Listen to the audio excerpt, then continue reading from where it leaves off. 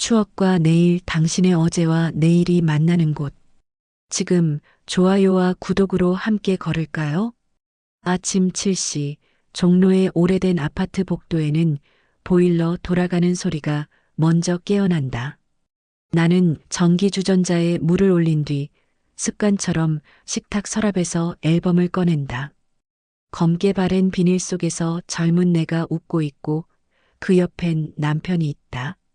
세상을 떠난 지 벌써 15년 사진 속 미소는 여전히 내 하루를 멈추게 한다. 손녀 다인이는 방학 때마다 우리 집에 와서 나보다 먼저 창문을 연다. 오늘도 그 애가 말한다. 할머니, 이번엔 그냥 구경만 해봐요. 힘든 거 하나도 없어요. 노트북과 작은 기계를 꺼내는 손놀림이 분주하다. 나는 여전히 고개를 젓지만 마음은 벌써 반쯤 문 앞에 서 있다. 처음 이름을 들은 건 TV 광고였다. 하모니, 당신의 기억을 다시 만나세요. 헛소리 같다고 혀를 찼지만 동시에 마음 한구석이 이상하게 쑤셨다. 기억을 만난다는 말이 내겐 위로였고 유혹이었다. 다인이는 기계를 내 이마에 살짝 얹어준다. 장치가 가볍게 온기를 띠더니 눈앞이 어두워지고 한 줄 문장이 떠오른다. 당신의 첫 기억으로 들어가시겠습니까? 나는 무심코 얘를 눌렀다. 아니, 사실은 오래전부터 누르고 있었는지도 모른다. 처음 나타난 곳은 1983년 부산 광안리의 해변이었다. 바람이 모래를 밀어 올리고 젊은 내가 파도를 따라 달리고 있었다. 은색 손목시계를 차고 웃던 남편이 내 쪽으로 손을 흔든다. 나는 알았다. 이것이 꿈이면서도 꿈보다 더 자세한 현실이라는 걸. 여보. 입술이 먼저 움직였다. 목소리는 떨렸고 말끝마다 짧은 숨이 매달렸다. 그는 예전처럼 내 이름을 불렀다. 30년을 돌아온 단 한 음절이 내 가슴을 아주 오래된 창문처럼 덜컥 열어젖혔다. 나는 그에게 다가가려 했지만 발끝이 모래에 박힌 듯 움직이지 않았다. 마음이 앞서면 몸이 늦는다. 진짜와 거의 진짜 사이에 놓인 얇은 유리 같은 경계가 발목을 잡는다. 장면은 천천히 바뀌었다. 이번엔 1991년 신혼집 작은 거실. 분홍 장판 위로 겨울 햇살이 길게 누웠다. 남편은 흑백 TV를 보며 라디오 소리를 줄이려 리모컨을 허공에서 찾고 있었다. 그 사소한 버릇까지 어쩌다 이렇게 정확히 기억해냈단 말인가. 그때 화면 한쪽에 작게 글자가 떴다. 감정 강도 높음. 휴식 권장. 다인이가 내 손등을 눌렀다. 할머니, 잠깐 쉬실래요? 나는 고개를 저었다. 괜찮아. 이 장면은 오래 못 본 장면이라서 조금만 더. 메타버스 안에서는 냄새도 있었다. 확실히 기억하고 싶은 날의 된장찌개라면 구수한 맛까지 따라온다. 하지만 현실로 돌아오면 냄비는 비어있고 식탁엔 미지근한 차만 남는다. 나는 그 온도 차가 두려웠다. 너무 달콤하면 현실이 더 추워질까봐. 다인은 내 눈치를 보다가 웃었다. 할머니, 여기선 언제든 멈출 수 있어요. 뒤로 가기도, 앞으로 가기도. 그 말은 동시에 칼날 같았다. 현실은 뒤로도 앞으로도 가지 않으니까. 그러나 나는 그 칼날을 손바닥으로 조심히 감싸쥐는 법을 느리게 배우는 중이었다. 그날 오후 다인은 회사에 제출할 사용자 피드백 설문을 보여주었다. 하모니를 만든 회사는 한결그룹. 뉴스에서 익숙한 이름이었다. 시니어 시장의 황금광산이니 기억의 경제니 하는 말들이 자주 기사 제목이 됐다. 나는 설문에 천천히 글자를 적었다. 추억은 상품이자 동시에 칩입니다. 쓰고 나니 좀 웃겼다. 어쩌면 너무 감상적인 표현일지도.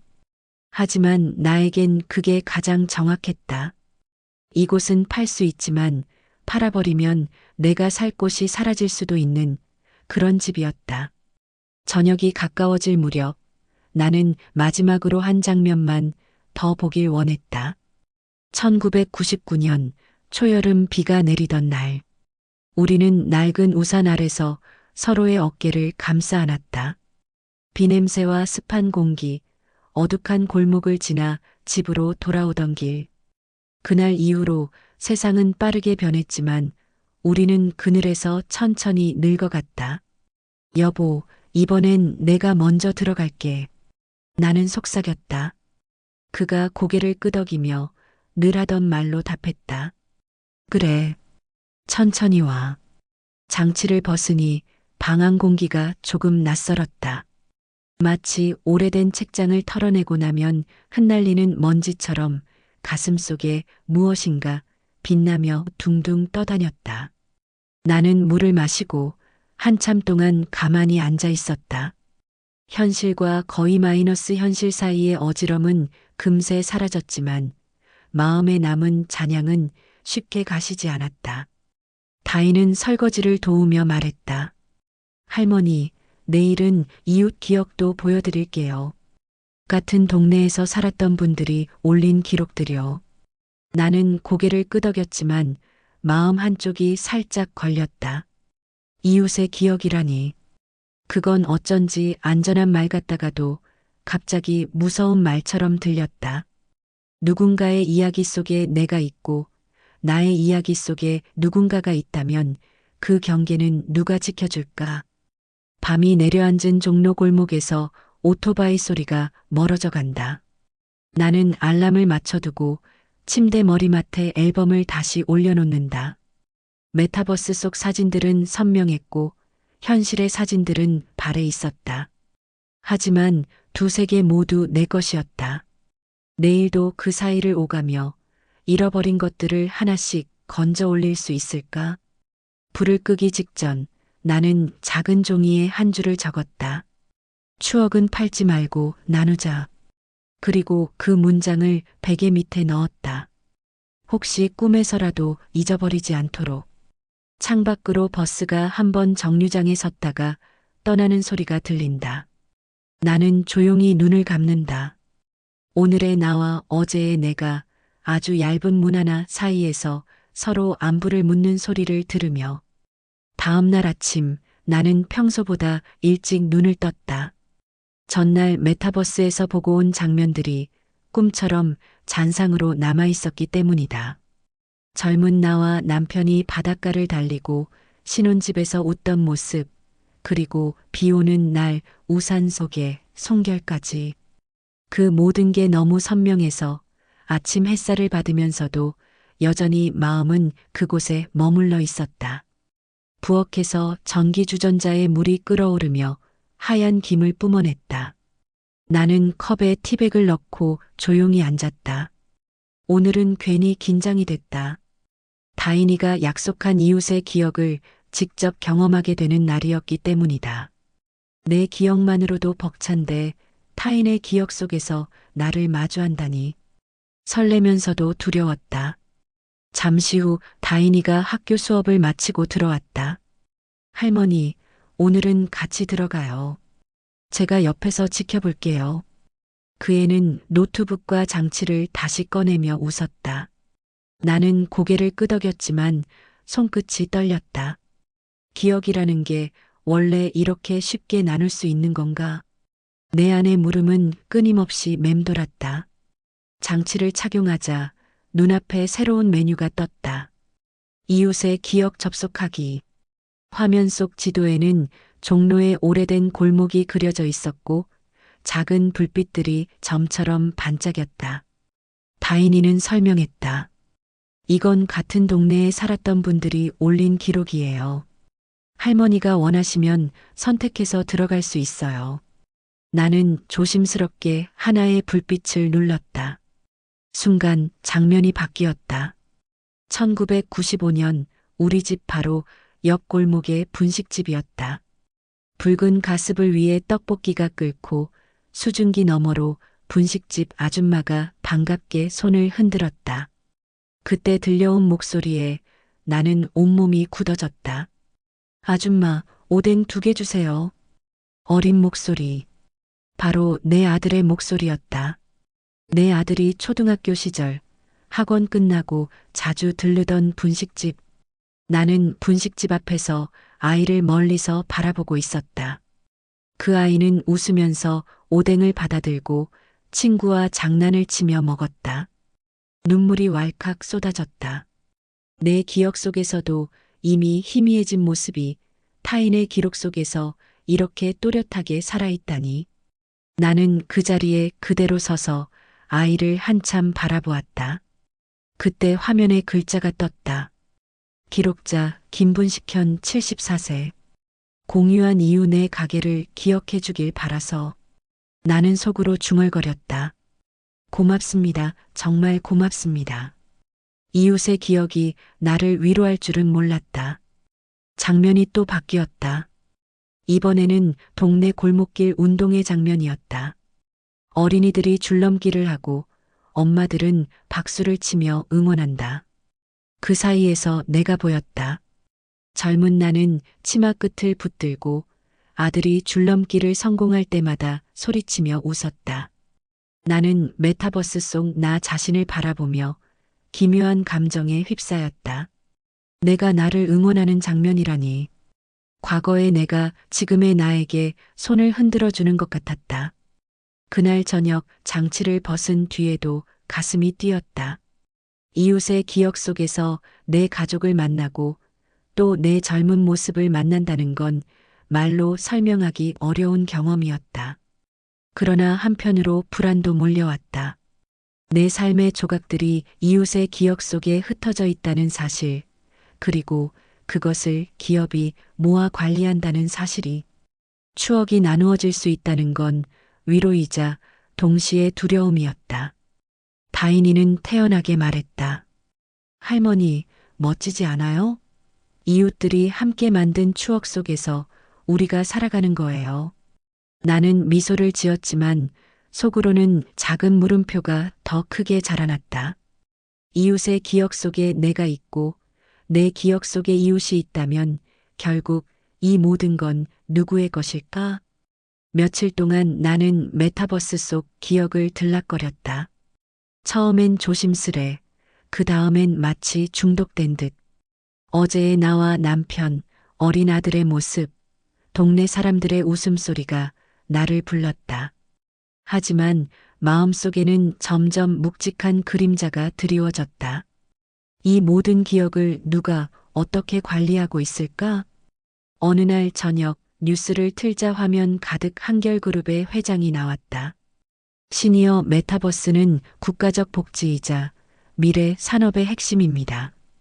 기억은 이제 개인의 추억을 넘어 사회의 자산으로 활용될 것입니다. 앵커는 환하게 웃으며 기억 경제 시대의 개막이라고 말했다. 그러나 나는 오싹했다. 내 추억이 자산? 사회의 재산? 내가 울며 붙잡았던 순간들이 언제부터 누구의 돈벌이 도구가 된 걸까? 다인이는 내 불안을 눈치챘는지 다가와 말했다. 할머니, 너무 걱정하지 마세요. 이건 좋은 거예요. 더 많은 사람이 추억을 공유할 수 있잖아요.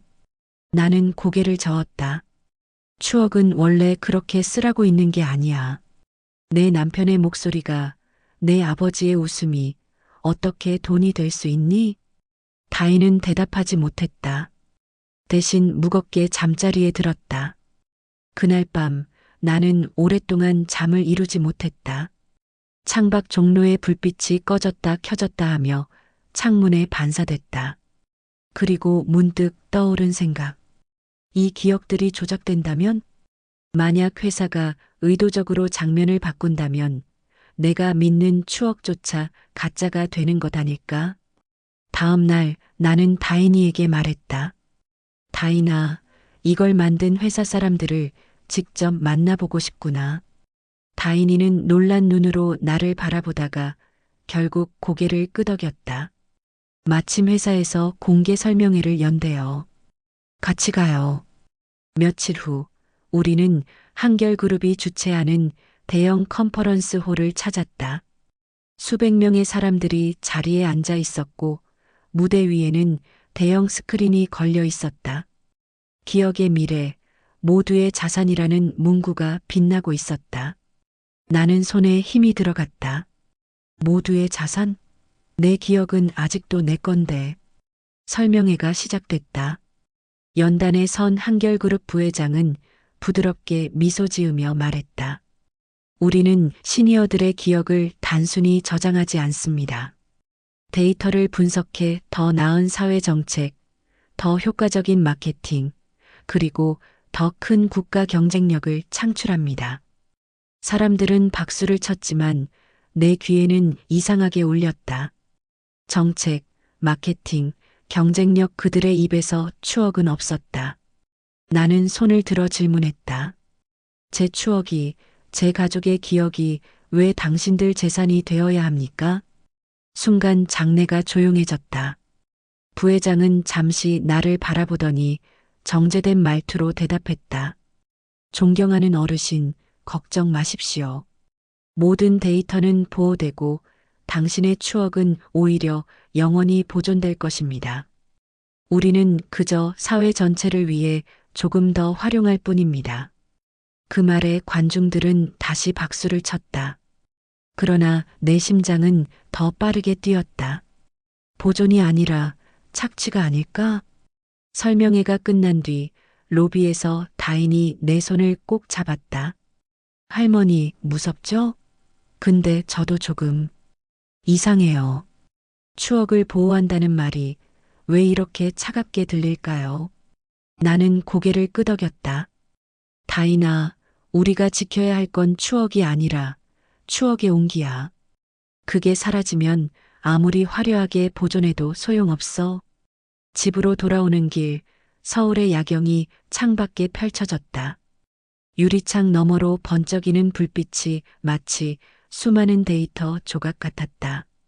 그 불빛들이 하나하나 모여 화려한 도시를 만들었지만 그 속에 내 진짜 마음이 담겨 있을까? 나는 점점 알 수 없는 싸움 속으로 끌려 들어가고 있다는 걸 느꼈다. 그리고 직감했다. 이건 단순히 추억의 문제가 아니라 나와 내 가족, 그리고 우리 모두의 미래와 연결된 싸움이라는 것을. 설명회에 다녀온 다음 날 나는 더 이상 예전처럼 가볍게 메타버스를 켤 수 없었다.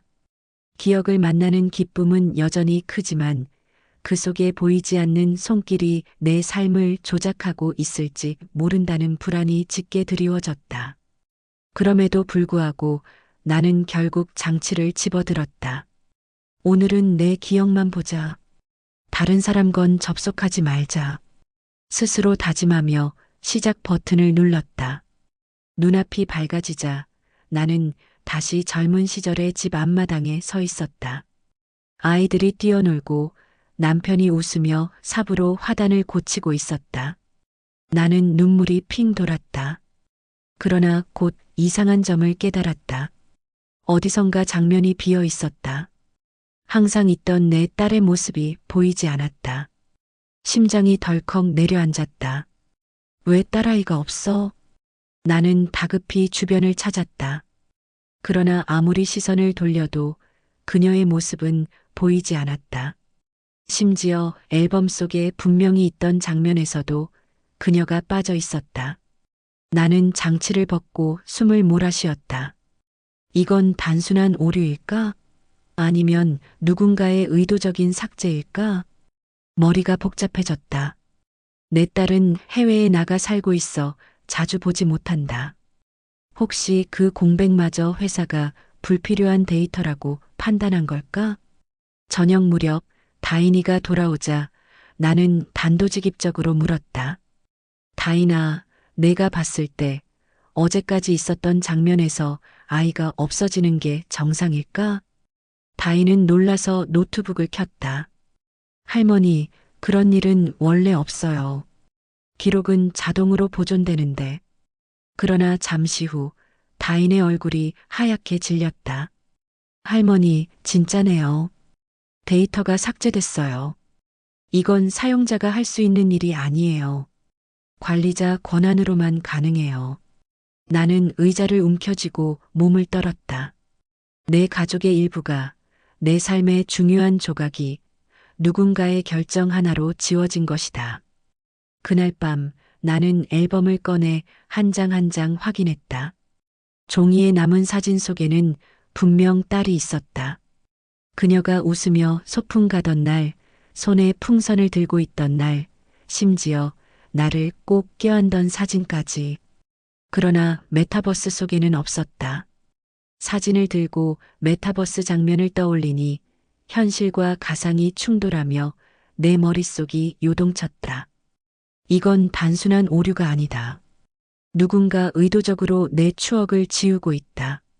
다인은 나를 진정시키며 말했다. 할머니, 이건 큰일이에요. 회사가 뭔가 숨기고 있는 게 틀림없어요. 제가 아는 선배가 개발팀에서 일해요. 한번 물어볼게요.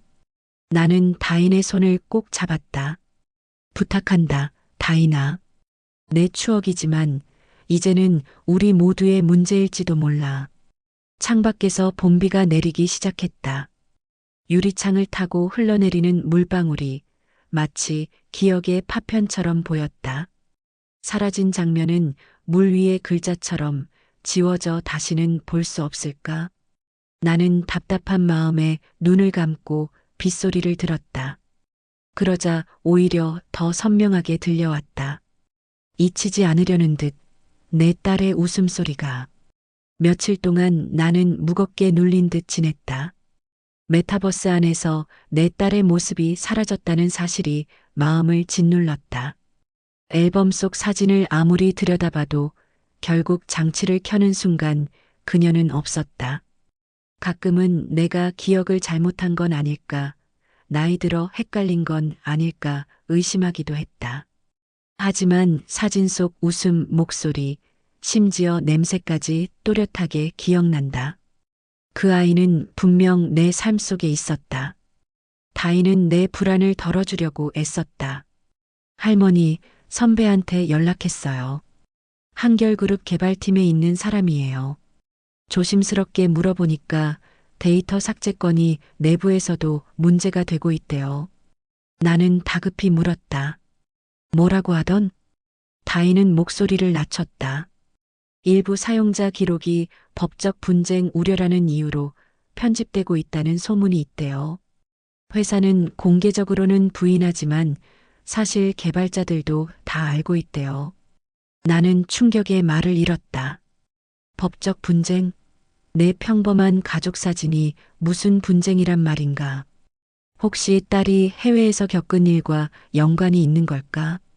아니면 회사가 임의로 추억을 골라내면서 불필요하다고 판단했을까? 생각은 꼬리에 꼬리를 물고 이어졌다. 다음 날 다인과 나는 회사 고객센터를 직접 찾았다. 서울 강남 한복판, 유리로 둘러싸인 고층 빌딩은 반짝거렸다. 안내데스크 직원은 환하게 웃으며 말했다. 어르신, 걱정하지 않으셔도 됩니다. 데이터 오류는 곧 복구될 거예요. 하지만 그 눈빛은 차갑게 얼어붙어 있었다. 나는 속으로 중얼거렸다. 이건 단순한 오류가 아니다. 숨기고 있는 거다. 설명은 돌고 돌았다. 보안 정책 시스템 최적화 개인정보 보호 준수 같은 말만 반복됐다. 결국 우리는 아무 답도 듣지 못한 채 돌아서야 했다. 엘리베이터 안에서 나는 속삭였다. 다인아, 저 사람들 무언가를 숨기고 있어. 내 기억만이 아니라 더 많은 걸. 다인은 굳게 입을 다물었다. 집에 돌아오자마자 나는 VR 장치를 다시 켰다. 혹시라도 복구됐을까 하는 마음에서였다. 그러나 딸의 모습은 여전히 없었다. 대신 화면 한쪽에 작은 메시지가 떠 있었다.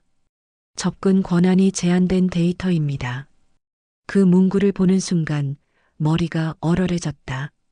내 삶인데, 내 가족인데 왜 내가 접근할 권한이 없다는 건가? 나는 수첩을 꺼내 떨리는 손으로 글자를 적었다. 권한. 추억에도 권한이 필요한가? 내 인생인데 왜 내가 주인이 아닌가? 그날 밤 다인이 방에서 전화를 하는 소리가 들렸다. 문틈 사이로 새어나온 말들이 내 귀에 박혔다. 내 말이 맞아. 삭제는 우연이 아니야. 고위 임원이 직접 지시했대. 일부 가문과 관련된 데이터는 민감하다고 그래서 사전에 정리하는 거래. 나는 숨을 죽였다. 가문, 민감, 정리. 그 단어들이 내 가슴을 깊이 파고들었다. 침대에 누웠지만 도무지 눈을 감을 수 없었다. 만약 그들이 내 딸을 지워버린 이유가 단순한 시스템 문제가 아니라면, 만약 우리 가족이 모르는 어떤 비밀이 숨겨져 있다면, 나는 다시 메타버스를 떠올렸다. 그리고 결심했다. 내가 직접 확인해야 한다. 아무리 두렵더라도 진실을 마주해야 한다. 다음 날 아침 창밖에 쏟아지는 햇살이 유난히도 선명했다. 밤새 뒤척이며 다짐했던 생각이 머릿속에 남아 있었다. 내 딸이 사라진 이유를 직접 확인해야 한다. 이젠 두려움보다 분노가 더 컸다. 아침 식탁에서 다인에게 말했다. 다인아, 너 선배한테 다시 연락해 줄래? 내가 직접 만나고 싶다. 다인은 놀란 눈빛을 보였다. 할머니, 위험할 수도 있어요. 회사 내부 사람인데. 나는 단호히 고개를 끄덕였다. 위험해도 괜찮다. 내 기억이 지워지는 게 더 무섭다. 그날 오후 우리는 강남의 한 카페에서 다인의 선배를 만났다. 30대 초반쯤 되어 보이는 청년은 주위를 살피며 조심스럽게 앉았다. 할머니 뵙게 돼서 영광입니다. 다인이 말 많이 들었습니다. 나는 곧바로 물었다. 내 딸의 기억이 왜 사라진 겁니까? 청년은 한숨을 내쉬며 낮은 목소리로 말했다. 공식적으로는 오류라고 하지만 사실 일부 데이터는 고위층 지시에 따라 삭제됩니다. 특히 특정 가문이나 정치적으로 민감한 사건이 포함된 경우 불필요한 추억으로 분류되는 거죠. 내 가슴이 철렁 내려앉았다. 불필요한 추억이라니 사람의 삶이 어떻게 불필요할 수 있나요? 청년은 씁쓸하게 웃었다. 기업 입장에선 추억도 결국 데이터입니다. 지워지면 없는 거죠. 그 말이 칼처럼 날아와 가슴을 베었다.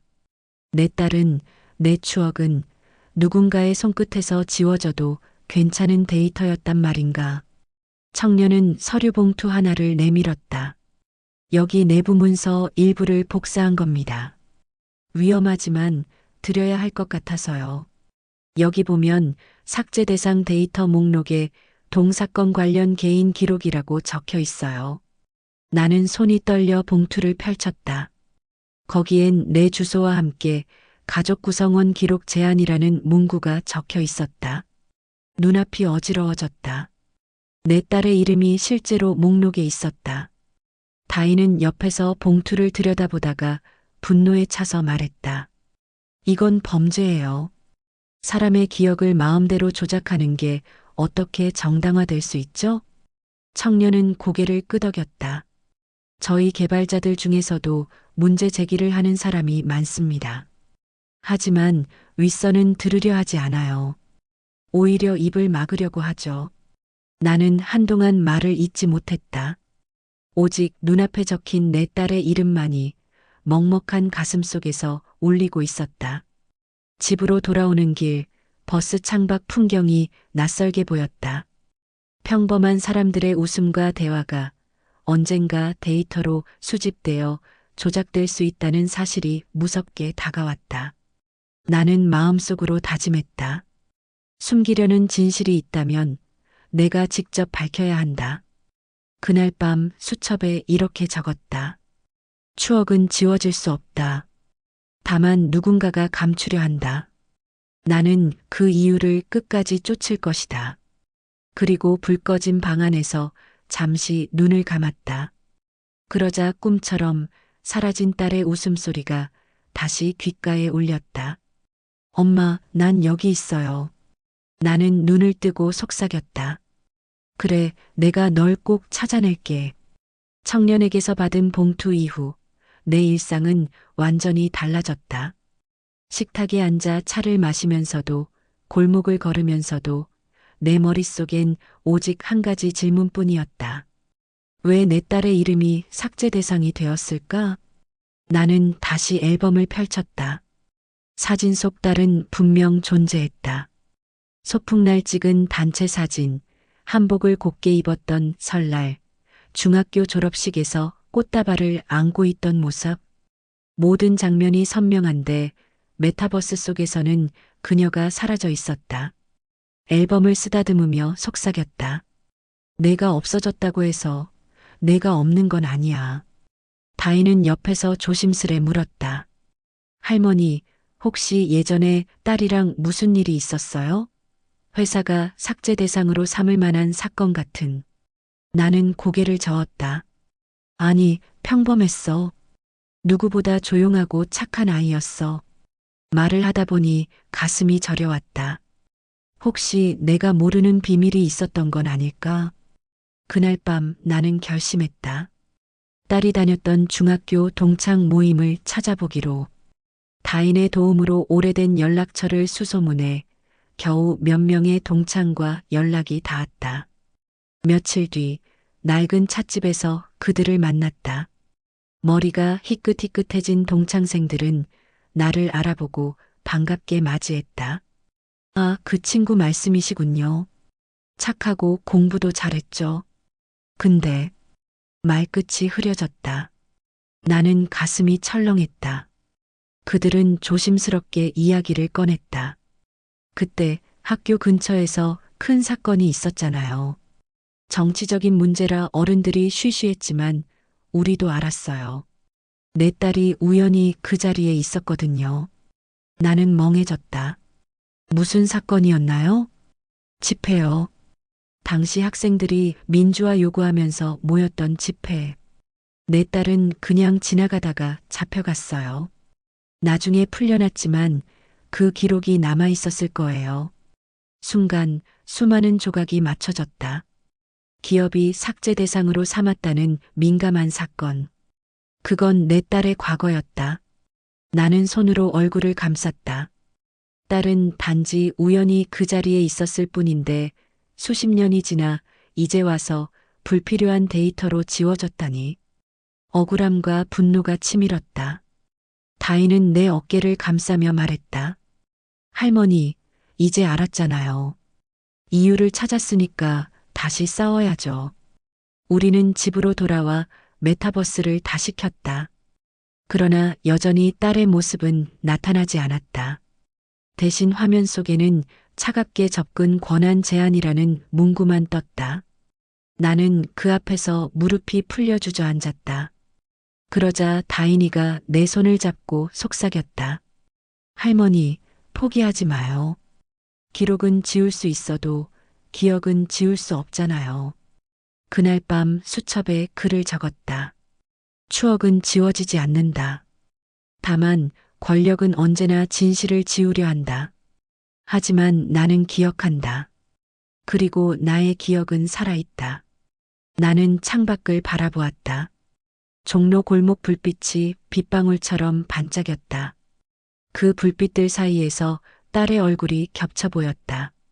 나는 조용히 중얼거렸다. 내가 어디 있든 나는 널 끝까지 기억할 거야. 딸의 이름이 지워진 이유가 과거의 집회 때문이라는 사실을 알게 된 뒤 나는 오히려 더 단단해졌다. 억울하고 분노스러웠지만 동시에 이제는 명확해졌다. 이건 단순한 오류가 아니라 권력이 의도적으로 추억을 지워버린 것이다. 다인은 말했다. 할머니, 우리 그냥 가만히 있을 수는 없어요. 언론에 알리든지 기록을 공개해야 해요. 나는 고개를 끄덕였다. 맞다. 하지만 그냥 목소리만 내서는 안 돼. 증거가 필요해. 며칠 뒤 다인의 선배에게 다시 연락이 왔다. 그는 불안한 목소리로 말했다. 지금 내부에서도 난리가 났어요. 삭제 명령이 더 확대되고 있어요. 곧 더 많은 사람들의 기억이 사라질 겁니다. 나는 숨을 고르고 물었다.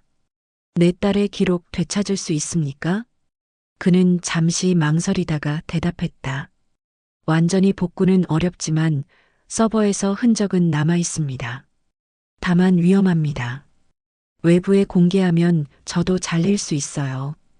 그날 밤 다인과 나는 깊은 대화를 나눴다. 할머니, 우리 어떻게 할까요? 나는 한참 생각하다가 조용히 말했다. 내가 살아온 인생 중 가장 소중한 건 내 가족과 함께한 순간들이야. 그걸 지우는 건 내 삶을 부정하는 거야. 싸워야 해. 다인은 눈을 반짝이며 고개를 끄덕였다. 며칠 뒤 선배가 USB 하나를 내게 건넸다. 여기에 일부 복구된 데이터가 있습니다. 혹시 모르니 조심하세요. 손바닥만 한 장치였지만 내겐 인생 전체를 건 보물처럼 느껴졌다. 집에 돌아와 노트북에 꽂자 화면이 깜빡이며 영상이 나타났다. 비 오는 날 우산을 쓴 내 딸이 또렷하게 서 있었다. 그녀가 웃으며 내 쪽으로 달려왔다. 엄마. 나는 화면을 붙잡고 흐느꼈다. 분명 지워졌던 장면이 여기 살아 있었다. 다인은 내 어깨를 감싸 안으며 말했다. 이게 증거예요. 삭제가 의도적이라는 걸 보여주는 증거. 나는 눈물을 닦으며 고개를 끄덕였다. 그래. 이제 세상에 알려야 한다. 그러나 동시에 두려움도 몰려왔다. 만약 이걸 공개했다가 우리 가족이 위험에 처한다면? 회사가 가진 힘은 너무 크다. 하지만 마음속 다른 목소리가 더 크게 울렸다. 진실은 숨길 수 없다. 그날 밤 나는 수첩에 마지막으로 적었다. 추억은 내 삶의 증거다. 지워진 기록을 되찾아 다시 세상에 내놓겠다. 그리고 눈을 감았다. 오늘은 이상하게도 두렵지 않았다.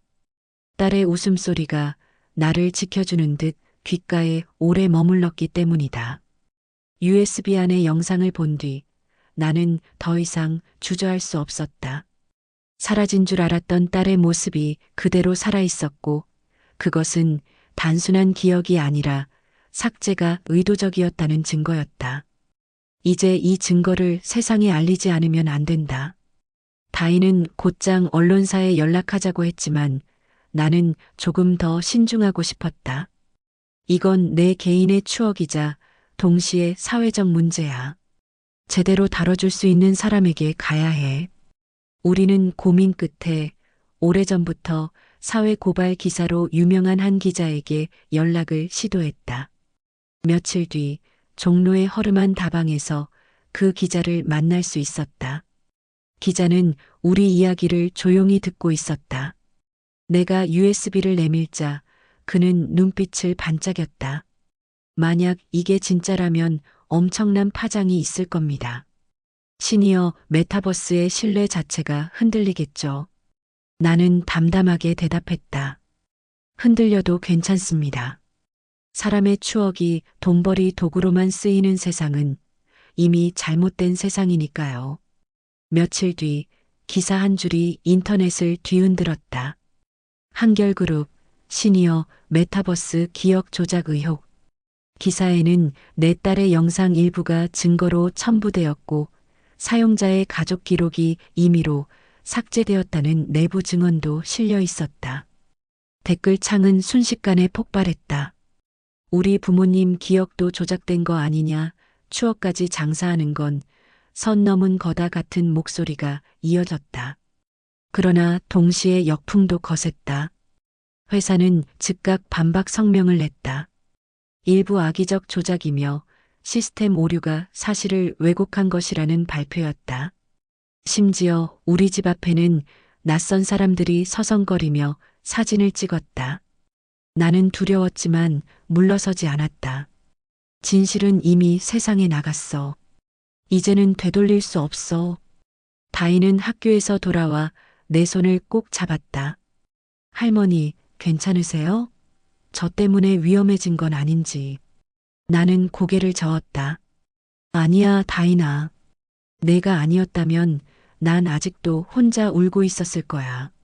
너 덕분에 목소리를 낼 수 있었어. 우리는 서로 손을 잡은 채 한참 동안 말없이 앉아 있었다. 며칠 뒤 국회에서도 이 문제가 다뤄졌다. 의원들이 한결그룹 임원을 불러 세우고 왜 사용자 기억을 조작했는가, 데이터 권한을 누가 통제하는가 날카로운 질문을 퍼부었다. TV 속 장면을 보며 나는 차가운 전율을 느꼈다. 내 개인의 추억에서 시작된 일이 이제는 사회 전체의 문제로 번진 것이다. 나는 속으로 중얼거렸다. 그래, 너의 이름이 지워졌지만 덕분에 더 많은 사람들이 눈을 뜨게 됐구나. 국회 청문회 이후 한결그룹은 거센 비난에 휩싸였다.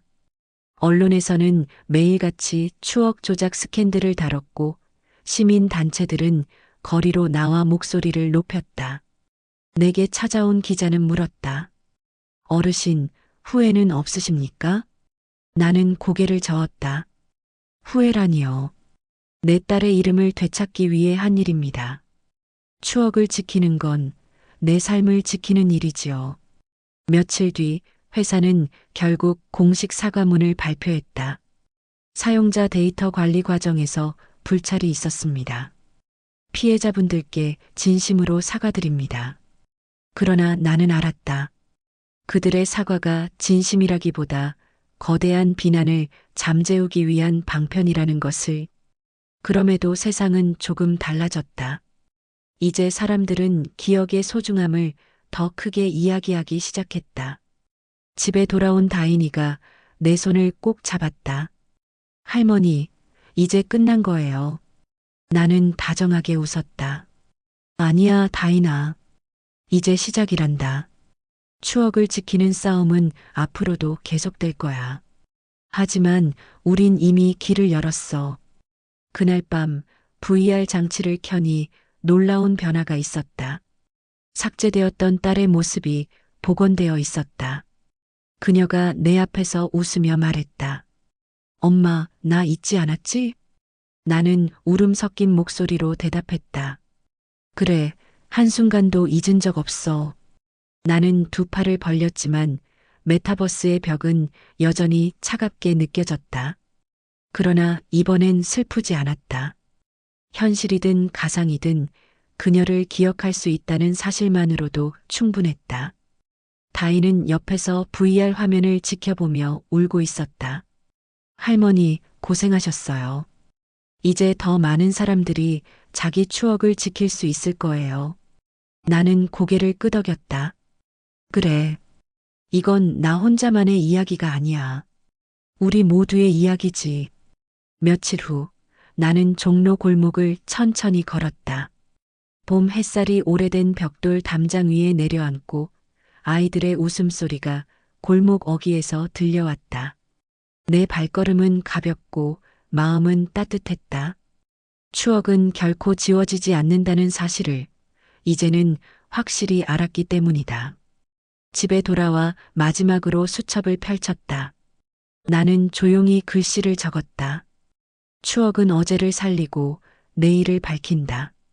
내가 지켜낸 이름은 우리 모두의 내일을 지킨 것이다.